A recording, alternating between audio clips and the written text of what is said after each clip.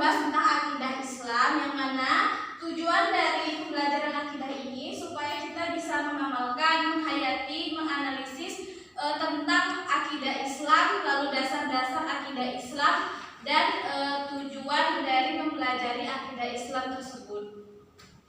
Sebelumnya, buka di buku kalian di halaman 5, itu ada cerita tentang Siti Masyitor dengan Firaun. Nah, tolong dibaca, lalu nanti Ibu akan tanya apa hikmah dari cerita tersebut. Ibu kasih waktu 2 menit saja. Oke?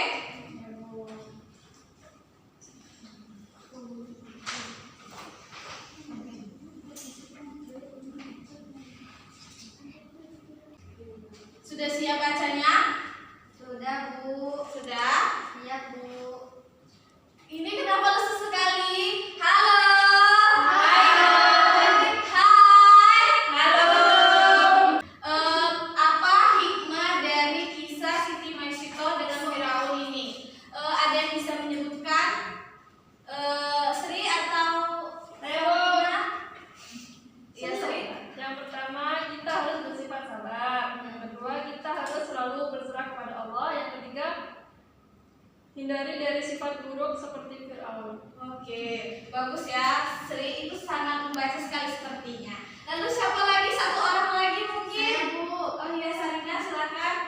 Hikmah yang didapat dari kisah Siti Masyitor itu Siti Masyitor mempertahankan imannya walaupun ia ingin dibakar Firaun. Oke, tepuk tangan dulu. Nah, lalu kalian sudah membaca kisah, terus itu ada materi di dalam buku itu, tolong dibaca. Nanti hal-hal yang tidak dipahami dicatat, nanti di saat Ibu akan menjelaskan disebutkan pertanyaannya. Tolong dibaca ya. Ya, Bu. Baca ya, sana baca ya. Baca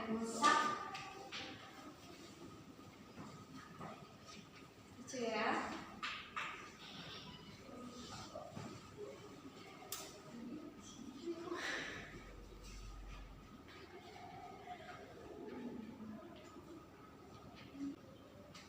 Sudah?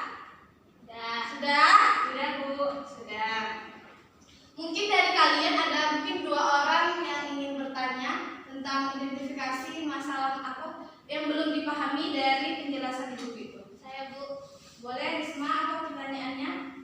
Maksud ikatan dalam arti akidah itu apa, Bu? Oke. Maksud ikatannya ya. Oke. Terus satu lagi mungkin pertanyaannya yang belum dipahami. Saya, Bu. Apa, Nabila? Kenapa akidah Islam selalu dihubungkan dengan konsep tauhid? Oke.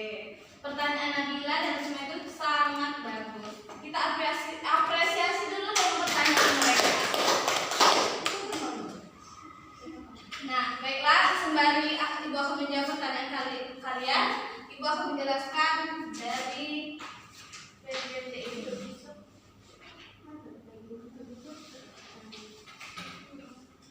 Nah, kita akan belajar tentang akidah Islam. Pengertian akidah Islam, makna akidah secara bahasa berarti ikatan atau perjanjian. Sedangkan menurut istilah, akidah itu suatu pokok dasar keyakinan yang harus dipegang oleh orang yang percayanya. Jadi, akidah Islam bisa diartikan sebagai pokok kepercayaan atau keyakinan yang harus diyakini, yang harus dibenarkan oleh setiap orang yang beragama Islam. Oke, jadi akidah ini juga ada sangkut pautnya dengan konsep tauhid atau ketuhanan, yang mana tadi ada pertanyaan dari Nabila. Nah, dari pertanyaan Nabila tadi, kenapa sih Tuhan itu, kenapa tadi? Kenapa Akidah itu selalu dihubungkan dengan akidah. Selalu dihubungkan karena kan kita mempunyai keyakinan. Nah, keyakinan itu pasti ada yang harus kita sembah, yang harus kita ikuti. Nah, jadi contohnya seperti ini. Ini sangat berhubungan juga dengan rukun Islam. Nah, misalnya ini keyakinan kita, misalkan. Terus ini rukun Islam tadi ada berapa? Ada 5 kan? Nah, lalu kita genggam. Nah, misalnya apabila kita tidak menjalankan haji, Karena masih bisa dipegang kan. Terus kalau kita tidak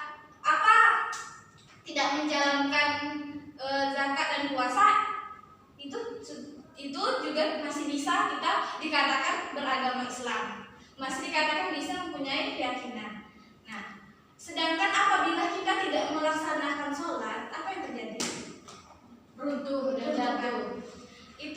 Itulah kenapa konsep akidah ini selalu dihubungkan dengan konsep tauhid atau ketuhanan tersebut. Lalu ikatan, benar kata si Nisma, kenapa ikatan Bu? Kita harus mempunyai ikatan karena kita sudah mempunyai rasa keyakinan nih. Kita punya rasa keyakinan tapi kita tidak mempunyai hubungan, bagaimana? Bagaimana kita bisa menjalankan ibadah, menjalankan apa yang diperintahkan kalau kita tidak mempunyai hubungan? Nah, jadi itu sangat berhubungan ya. Bisa dipahami? Bisa Bu. Lalu dasar-dasar akidah Islam di dalam Al-Quran ada 2, mungkin yang Ibu sebutkan, yaitu di dalam surah An-Nisa ayat 136 dan ayat Al-Quran surat Al-Ikhlas ayat 1-4. Mungkin anak-anak Ibu sudah hafal nih Al-Quran surat An-Nisa.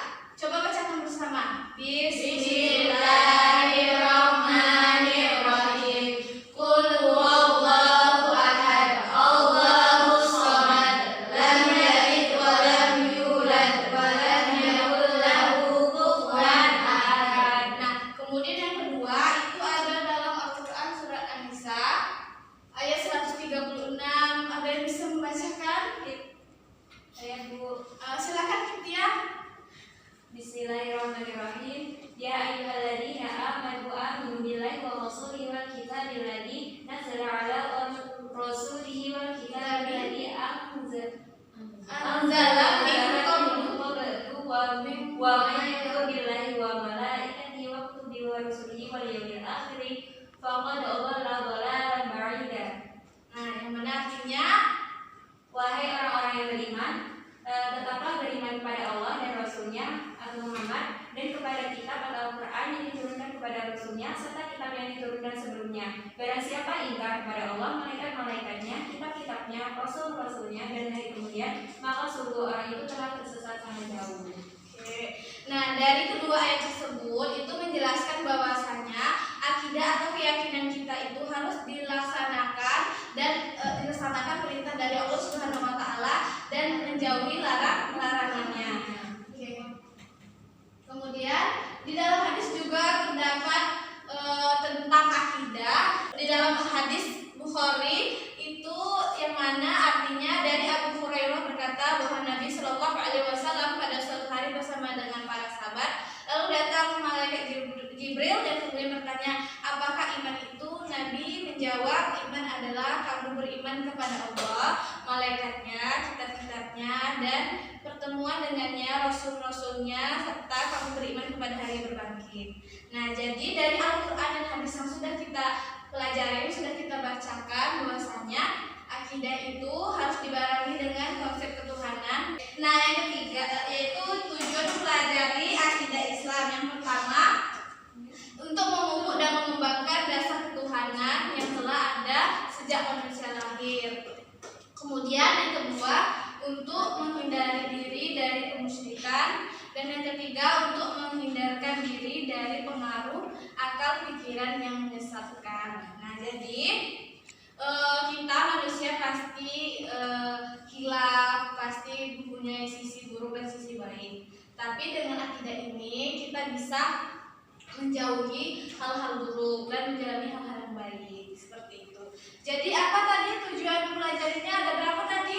Ada 3. Pertama, Mengukur dan mengembangkan dasar ketuhanan yang telah ada sejak manusia lahir. terus yang kedua, Untuk menghindarkan diri dari kemusyrikan. yang ketiga, Menghindarkan diri dari pengaruh pikiran yang menyesatkan. Oke.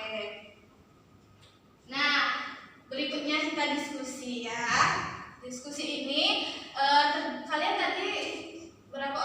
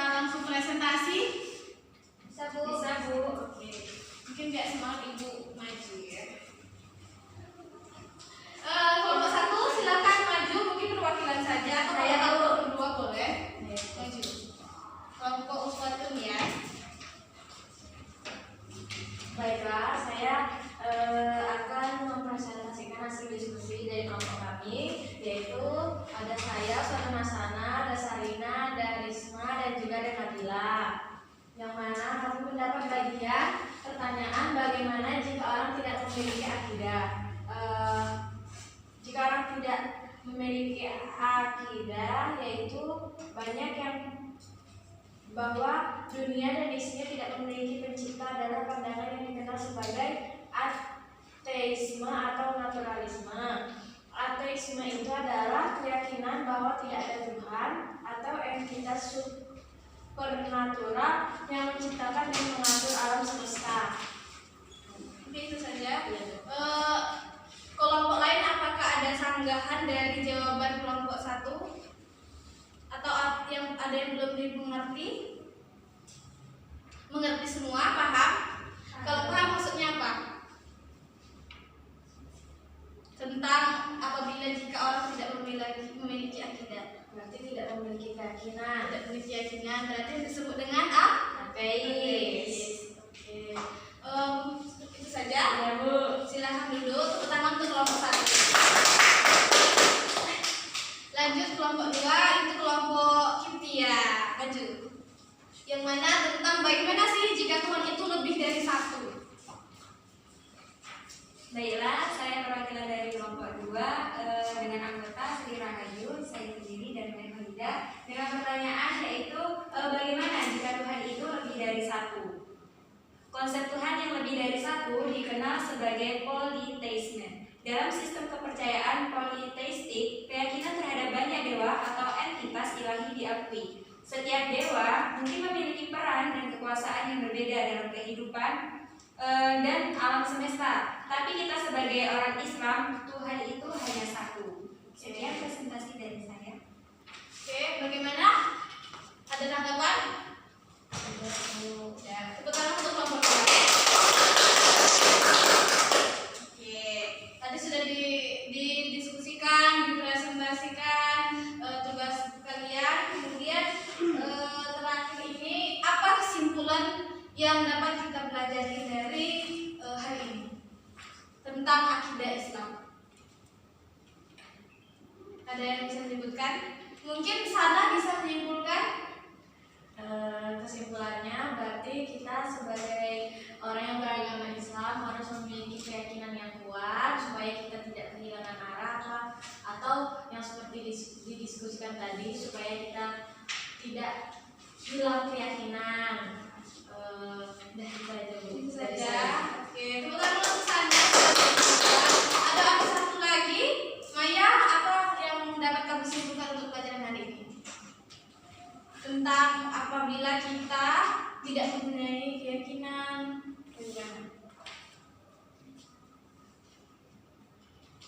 Nah, sepertinya Maya tidak mempelajarinya. Ibu kasih PR ya. Atau ibu kan tidak mau memberi PR nih, tapi sebenarnya temannya masih belum paham. Ibu kasih PR. Ya, Maya nih. Iya. Belum paham nih. Mungkin ada lagi nih yang masih bingung. Ada yang belum dipahami selain Maya? Sudah paham kalau? Udah Bu. Sudah. Oke semua. Oke. Jadi kita tuh bisa menggunakan bahasa Indonesia dan bahasa daerah. Beradaptasi. Iya Bu. Ya kan? Oke, mungkin itu saja untuk hari ini. Mungkin pengalaman atau realisasi dari belajar ini kita harus memiliki keyakinan. Tidak mungkin sudah. Oke, Ibu tutup pelajaran hari ini. Tugasnya